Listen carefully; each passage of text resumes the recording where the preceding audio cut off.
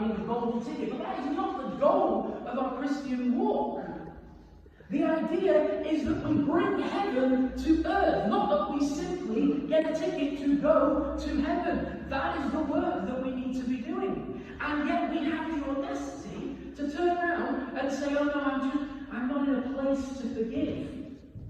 I'm in unforgiveness. It's great if you can recognize that, but you need to recognize it for what it truly is. And what you are in is a very dangerous state. Because as we look at Matthew 5, Jesus says very clearly, after he's done the Lord's Prayer, if you forgive, you will be forgiven. If you don't forgive, you will not. And if it is the case that you are choosing not to forgive, you are necessarily stepping outside of the forgiveness of God. You are putting yourself under judgment. Now, if any of you think that you can stand under the judgment of God, that you are righteous enough to stand before a holy God and be okay, we need to talk. I would love to hear what your secret is.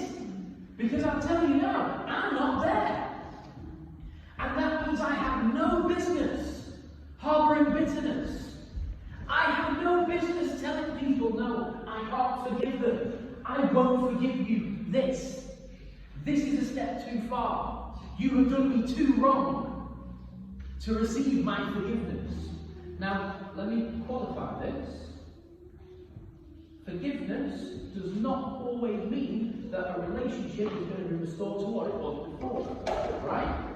Example, if you have not forgiven someone who is dead, and you go on to forgive because it is an issue of your heart, there's nothing you can do about that relationship now.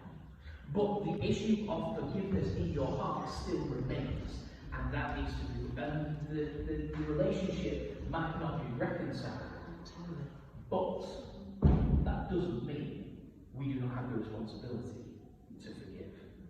Alright? We can't weasel out of it by saying, well, if I forgive them, then I have to do this with the relationship, and I have to go back into a really dangerous situation. Well, no, that is not what I'm saying.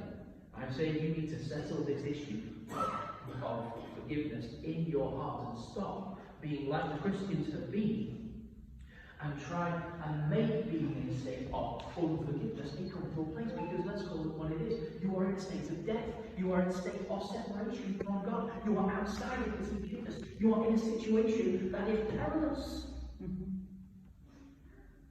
And making yourself comfortable in a perilous situation, that doesn't sound very keen to me, does it you? There is more to this. God wants His law on our hearts. It shouldn't be that everybody is teaching other people about this. This is something that God wants to have ingrained in us. This should be part of our DNA. This should just be something that happens. The culture that we create in church, in kingdom, is one of forgiveness. Someone comes in, they experience forgiveness at point one. It's not you'll be forgiven if you stop doing this, start doing that. You definitely need to dress differently. You need to sound different, look different. And at that point, then you can talk about being forgiven by God.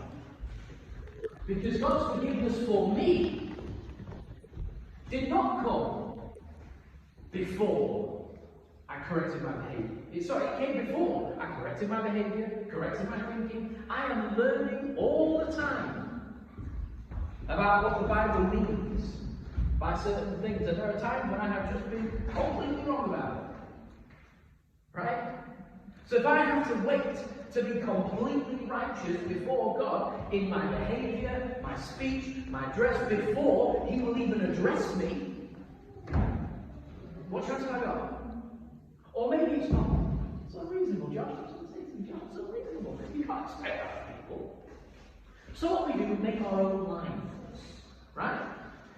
We draw our own lines in the sand, we come up with our own standards of behaviour, things that we believe are lines that should not be crossed, based on our experience, based on the things that we've been through, based on the people that we care about. There are certain lines that will not be crossed,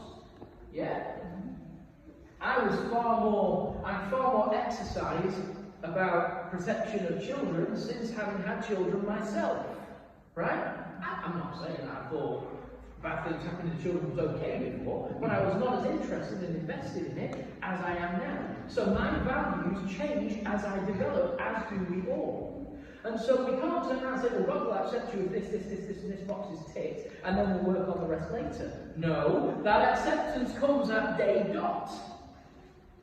It is the first thing that happens, and it should be the bedrock, it should be the foundation upon which we build all of our relationships. Relationships in the kingdom, relationships in church, should not suffer from one person wronging another and that person not being forgiven. Churches should not split because